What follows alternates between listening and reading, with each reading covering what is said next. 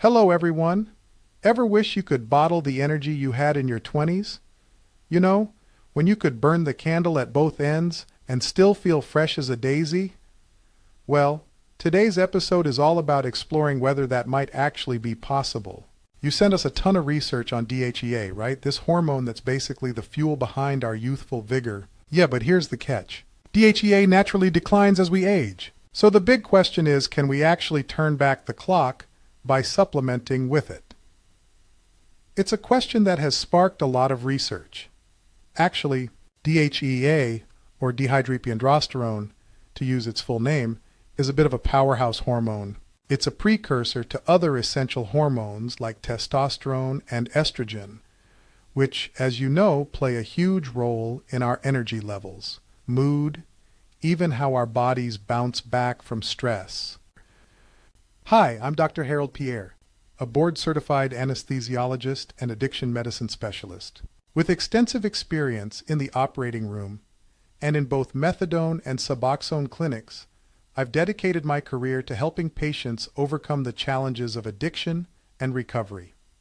I also specialize in hormone replacement therapy, working closely with individuals to restore balance and improve their overall well-being.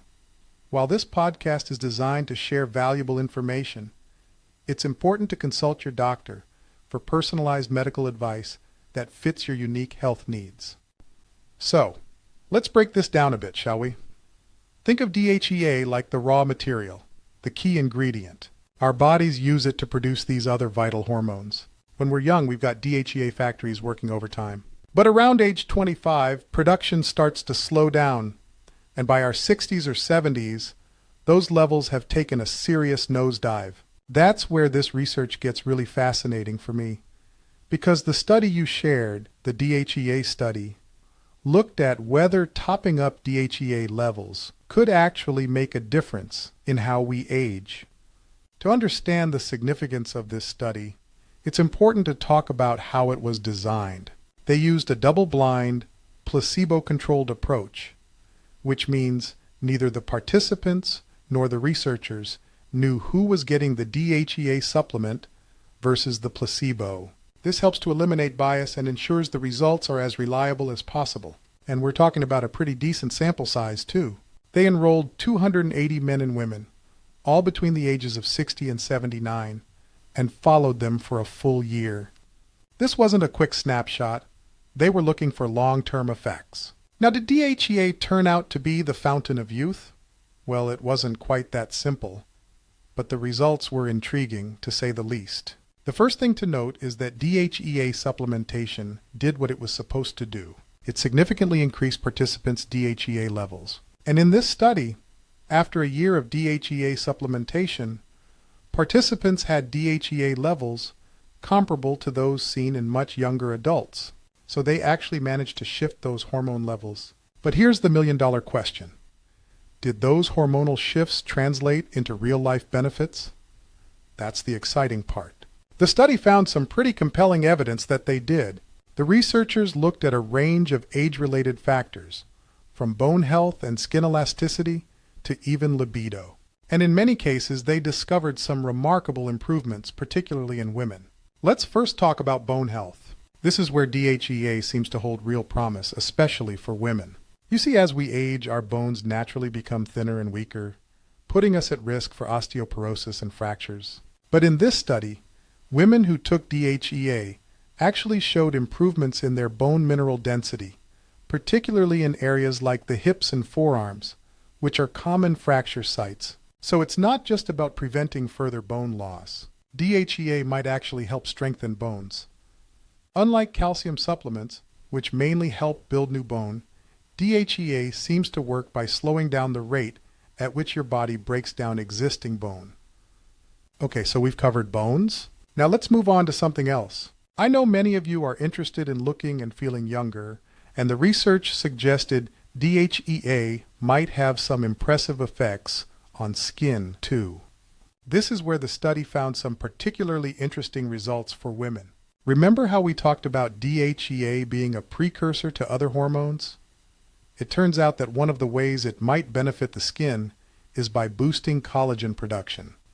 collagen is like the holy grail of youthful skin. It's what keeps our skin firm and plump. So anything that can help boost those levels is definitely worth paying attention to.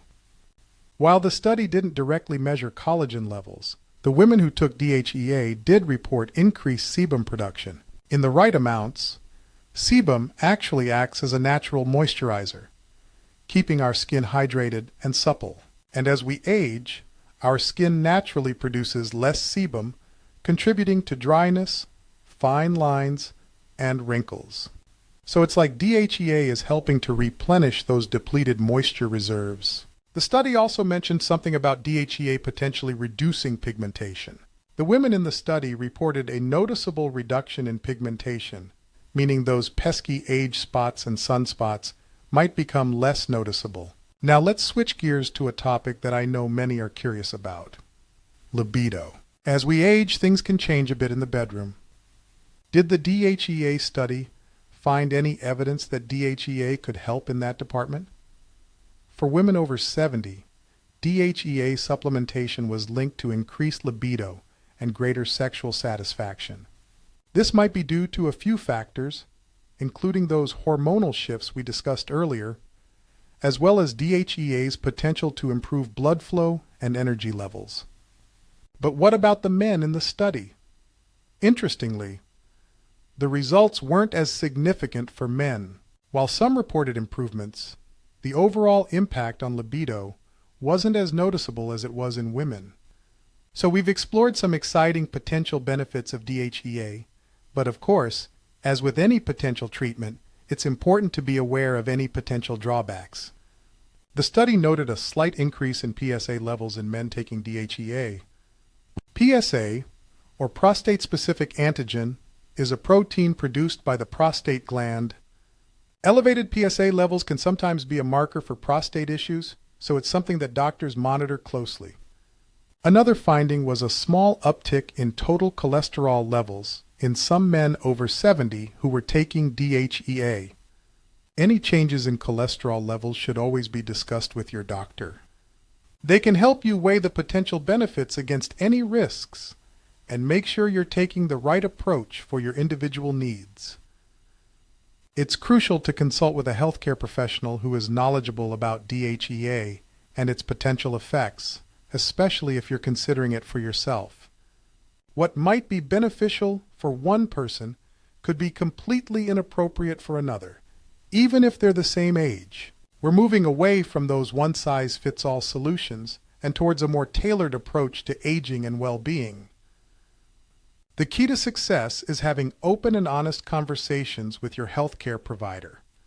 Ask questions, share your concerns, and take an active role in your care. With the right guidance from a knowledgeable provider, it can also be a time of positive change and growth. If you choose to have that conversation with me, and you live in Oklahoma, Texas, South Carolina, or Florida, I'm here to support you directly with personalized care and expertise. If you're ready to take the next step, don't hesitate to reach out to me or my staff. Thanks for listening, and stay tuned as we continue exploring fascinating new topics together.